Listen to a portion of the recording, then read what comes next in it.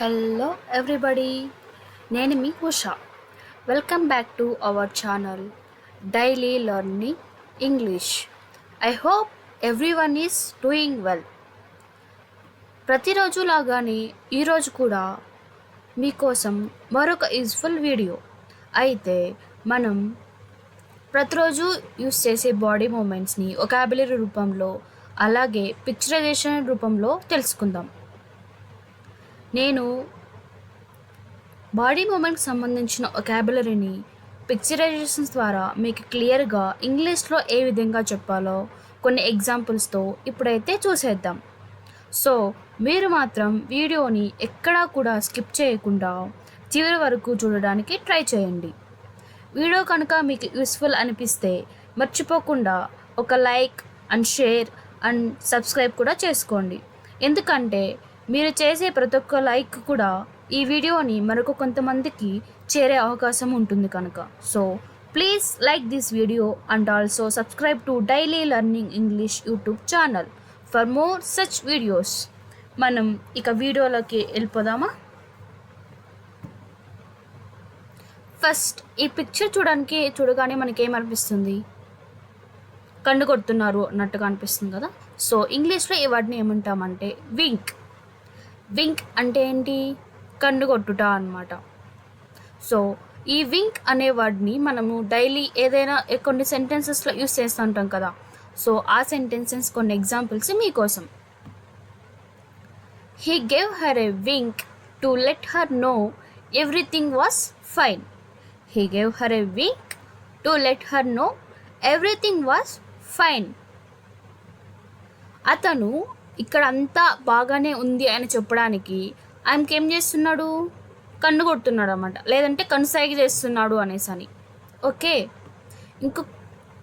ఇంకొక పిక్చర్, ఇది second one అనమాట. దీన్ని చూడగానే మీకు ఏమనిపిస్తుంది? టెడీ బేర్ ఐస్ క్రీమ్ని నాకుతుంది అనమాట. సో నాకడాన్ని ఇంగ్లీష్లో ఏమంటాం? లిక్. లిక్ అంటే ఏంటి? నాకడం. ఓకే, దీనికి సంబంధించిన కొన్ని సెంటెన్సెస్ని చూద్దామా మరి? First sentence, the dog likes to lick my hand. The dog likes to lick my hand. ఆ కుక్కకి నా చేతిని నాకడం అంటే ఇష్టపడుతుంది కదా. The dog likes to lick my hand. ఇంకొక సెంటెన్స్ చూద్దామా? The child wanted to lick the ice cream before it melted. The child wanted to lick the ice cream before it melted. ఆ పిల్లవాడు ఐస్ క్రీమ్ కరిగిపోవడానికి ముందే దానిని నాకాలనుకుంటున్నాడు. The child wanted to lick the ice cream before it melted. Okay, lick అంటే ఏంటి? నాకడం. ఓకేనా? Next, ఈ పిక్చర్ని చూడగానే మనకి ఏమనిపిస్తుంది చెప్పండి? సడన్లీ చూడగానే మనకేమనిపిస్తుంది? తింటుంది అనేసి అని. కాకపోతే ఈ పిక్చరైజేషన్ మనం క్లారిటీగా చూస్తే అక్కడ ఏం చేస్తుంది? అది నీట్గా నములుతుంది అనమాట. సో నమలడాన్ని ఏమంటాం? చ్యూ చేస్తుంది. అది నమలడం లేదా నములుతుంది, నమలు అని చెప్పడానికి చ్యూ. కొన్ని ఎగ్జాంపుల్ సెంటెన్సెస్ చూద్దామా? First one, please chew your food properly before swallowing. Please chew your food properly before swallowing. Please chew your food. Chew means నమలండి. మీరు ఆహారాన్ని తినబోయే ముందు బాగా నమిలి తినండి అని చెప్తున్నాం. Please chew your food properly before swallowing.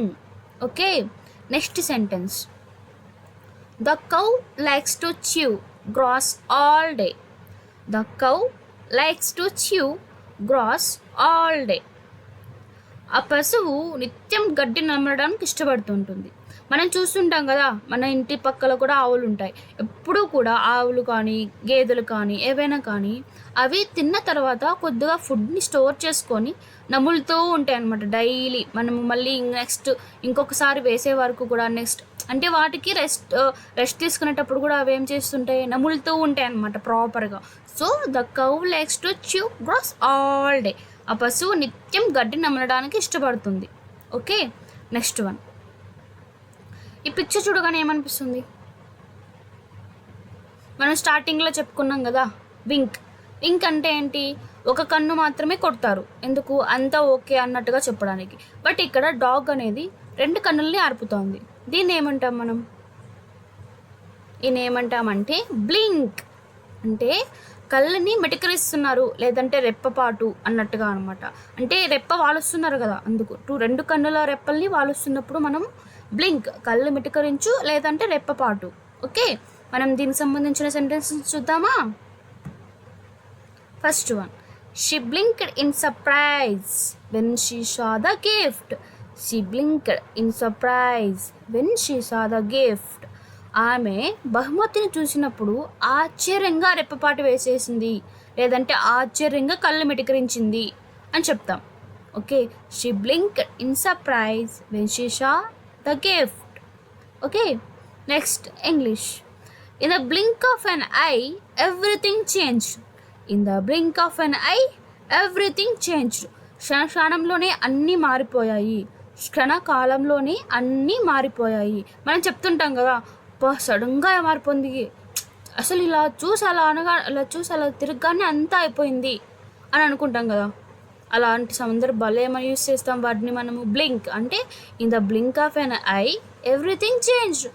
క్షణకాలంలోనే అన్నీ మారిపోయాయి. నెక్స్ట్, ఇక్కడ ఏం చేస్తున్నాడు బాబు? తుమ్ముతున్నాడు, రైట్? తుమ్మడాన్ని మనం ఇంగ్లీష్లో ఏమంటాం? స్నీజ్. స్నీజ్ అంటే తుమ్ము.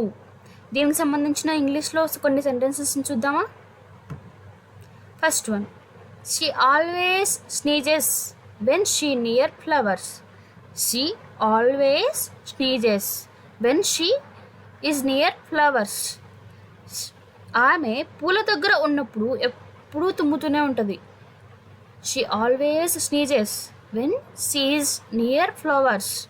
Okay, next one, I feel like I need to sneeze, but it won't come out.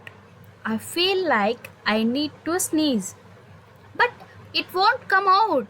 నాకు తుమ్మాలి అనిపిస్తుంది కానీ అది రావడం లేదు. మనకి ఒక్కొక్కసారి తుమ్ము వచ్చినట్టు వస్తుంది కానీ రాదు. ఆ టైంలో మనం ఏం చెప్తామంటే, ఎదుటి వాళ్ళ వ్యక్తికి మనం ఏదైనా కన్వే చేసేట ఏం చెప్తామంటే, I feel like I need to sneeze, but it won't come out. It won't come out అని చెప్తాం కదా, అలా. నెక్స్ట్ వన్, ఇక్కడ ఏం చేస్తుంది పాప? ముసిముసిగా నవ్వుతుంది కదా. మనము ఇంగ్లీష్లో ఏ వర్డ్ యూస్ చేస్తామంటే గిగిల్. గిగిల్ అంటే ముసిముసిగా నవ్వడం, లేదంటే చిట్టిగా నవ్వుదాం అలా అనమాట. సో గిగిల్ అంటే ముసిముసి నవ్వు. దీనికి సంబంధించిన కొన్ని సెంటెన్సెస్ని చూద్దామా?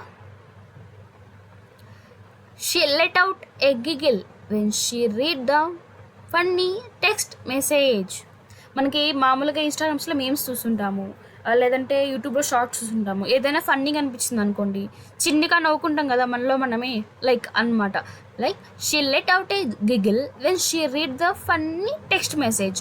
ఫన్నీ టెక్స్ట్ మెసేజ్ ఎప్పుడైతే చదివిందో ఆమెకు అప్పుడే ముసిముసి నవ్వు వచ్చిందనమాట. Okay, next one, despite trying to be serious he couldn't help but giggle at the mistake. Despite trying to be serious he could not help but giggle at the mistake. సీరియస్గా ఉండాలని ప్రయత్నించినప్పటికీ ఆ తప్పును చూసానంటే అతనికి ఏమనిపిస్తుంది? నవ్వు ఆపుకోలేకపోతున్నాడు, అంటే గిగిల్ని ఆపుకోలేకపోతున్నాడు. సీరియస్గా ఉండాలనుకుంటున్నాడు, బట్ ఏంటి, ఆ తప్పును చూడగానే, మిస్టేక్ని చూడగానే, ఎవరో చేసిన చిన్న మిస్టేక్ని చూడగానే ఆ గిగిల్ని ఆపుకోలేకపోతున్నాడు అనమాట. Despite trying to be serious he couldn't help but giggle at the mistake. Okay, thank you for the watching. వీడియోని ఎండ్ వరకు చూసినందుకు థ్యాంక్ యూ. వీడియోలో చెప్పినంత వరకు తరచుగా ప్రాక్టీస్ చేస్తుంటే you will become a better and fluent English speaker. ఈ video మీకు ఎలా అనిపించిందో తప్పనిసరిగా కామెంట్ రూపంలో తెలియజేయండి. Will meet you again with useful and interesting video. Until then, keep learning, keep practicing, keep supporting my channel. Have a good day. Bye bye.